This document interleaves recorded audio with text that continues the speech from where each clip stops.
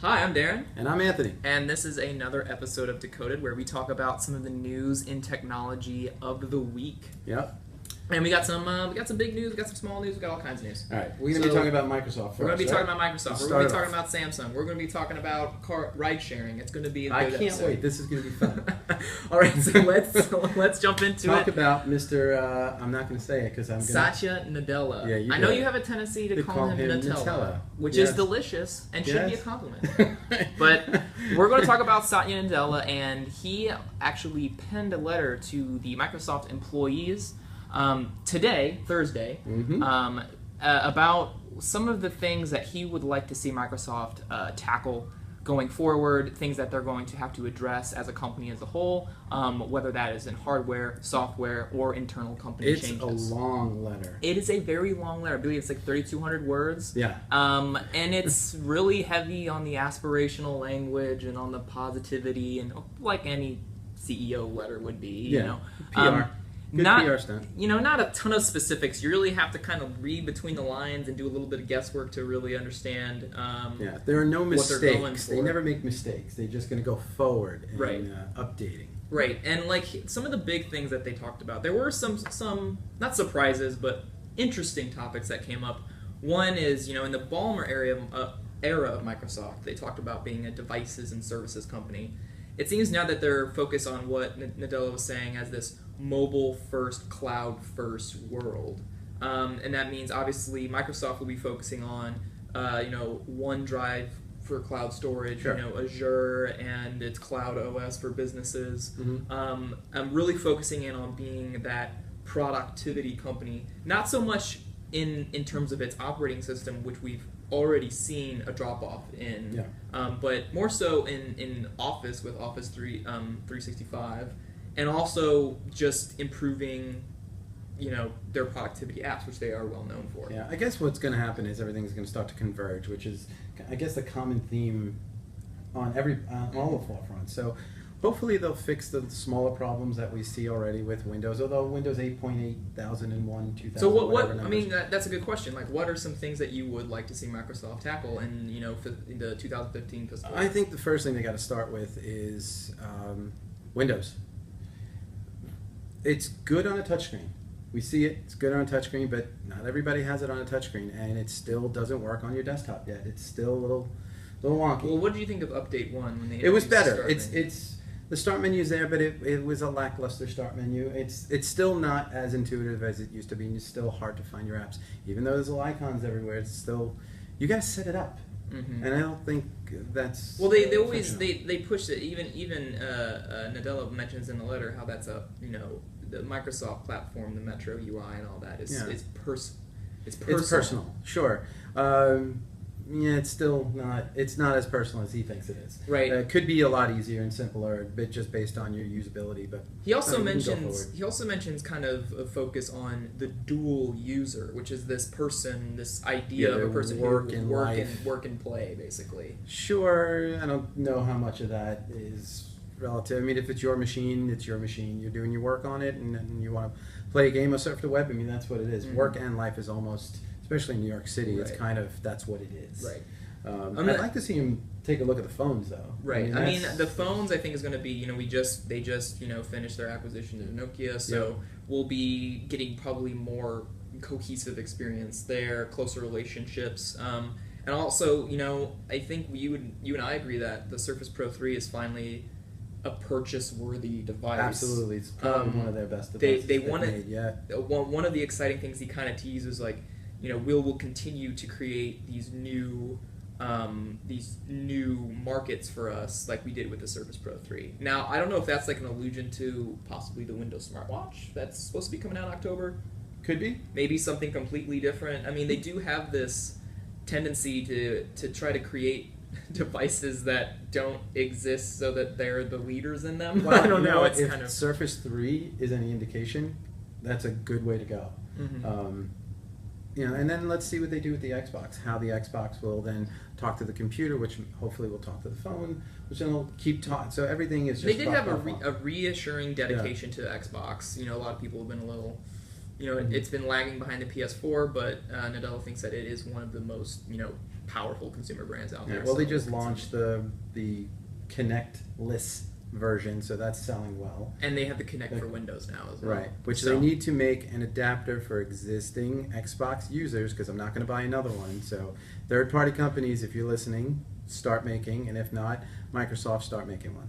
That would be That awesome. wouldn't that be smart? Because I'm not spending another $200. Right. Well, moving on from Microsoft, another big topic that just seemed to have like news after news after news is the concept of legalizing ride sharing in New York City and in other places, but specifically, I mean, New York City is like, obviously we live here. Yep. But it's just this battleground. I mean, it is a battleground state, or a battleground city rather, for these companies, these companies, ride-sharing companies such as specifically Lyft, but also you also have Sidecar, and UberX also announced this week that I don't know if they so much announced, but it was reported that an UberX is 20% cheaper than a taxi. Sure. And so now we have Lyft, who's decided that they are going to start operating in New York City in the outer boroughs, so in Brooklyn and Queens, starting on Friday at 7 p.m. Yeah. And it's a nice little system. I mean, we just read about it earlier, and you're just a driver, you sign up for it, and a consumer, you sign up for it. The two are paired together, and it's a rating system. 3 strikes and you're out.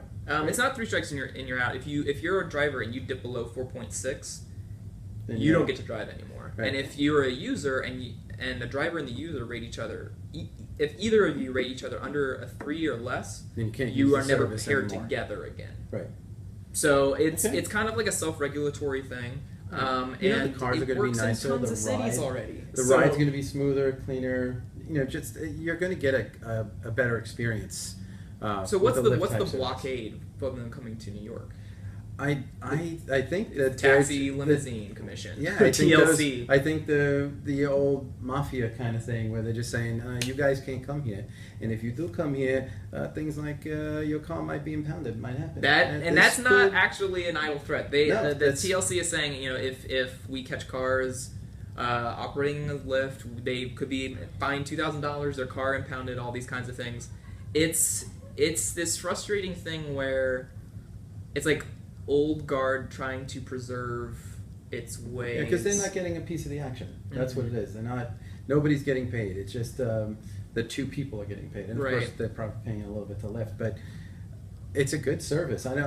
I would definitely use it outside, because if you've never taken a taxi here in the city, you'll understand why. It's better than Six Flags. You put your life in your own hands at certain times of the day where they can just fly through the city, or you're just in dead stop, heavy traffic, and if the windows are open, all you're breathing in is soot and smell. Yeah, it's awful. And I've mentioned I've taken a couple car service, most notably in San Francisco with Sidecar, and every time it's been a pleasurable experience because they want good ratings, so they're going to want to be conversational. They're going to want to be helpful. They're going to want to. I got financial advice from someone in a Sidecar once. Pleasurable experience. So. I mean, it's going to be interesting because I think ultimately what's going to happen is we'll see what happens on Friday at 7. I mean, I don't know if people are going to risk it or if people are going to not care what TLC says. We'll see. It's interesting. I think what's going to happen is the outer boroughs are going to use it, and then if you're kind of in the city, maybe you won't see it, and you might use it. Yeah. Just look for the pink mustache. Right, which the pink mustache they have now put on the dash so it can be easily hidden, I think, but who knows? Maybe there'll be pink mustache hats, and you'll just be looking and going, I know who that is. Exactly, exactly. So what's our last topic? What are we talking about next? Well, the next thing and last thing we'll talk about is, a favorite pastime of ours, which is virtual reality, but this time is not specifically about the Oculus Rift or Oculus VR. It's a joint venture. It's a joint venture with Samsung. Why don't you tell us a little bit about it? Yeah, Samsung and Oculus have joined forces. Samsung's going to provide the hardware. Oculus is going to provide the software, and with a new device called the Gear VR. Of course, Gear. Everything is Gear, and you're going to be using your phone as the screen. So get a big screen. I guess they want you to have the big phones.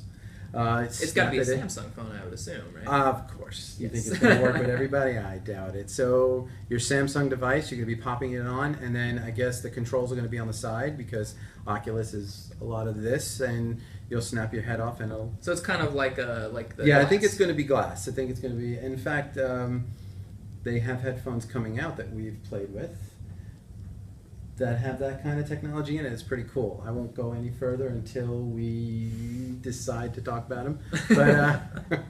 But I'm excited about VR, and I can't wait to start playing games on my phone and then whatever else they're going to put on it. I mean, the developers conference for Oculus is coming soon. Mm-hmm. So that's going to just open the doors for all sorts of... And I believe we'll see more of this at the IFA conference later in the year. Yeah. Which I think will be the official unveiling of it. So yeah, so immersive 3D is coming. It's going to be here, hopefully for Christmas. As you can see by my smile, I'm excited. And it is exciting because you do have this developer conference. You got to have the commercial Rift coming out pretty soon. You got Samsung getting on board. I mean, looking at the device itself, I'd like to see it in person. It looks a little funky to me. Yeah, I mean, right now that's what we're looking at here isn't. It's a leak from Sam. Yeah, it's a leak, and hopefully it'll come. And usually, what they do is it comes out in a sorted range of colors, and then we'll see how. Who knows what device? Will it be only one device that'll snap in? Will it only be, the 5-inch phones? Will it be the Note? Who knows? Yeah. So we gotta wait and see what happens. Sounds good. All right, I think that's gonna do it for us. I'm Darren, and I'm Anthony, and this is Decoded.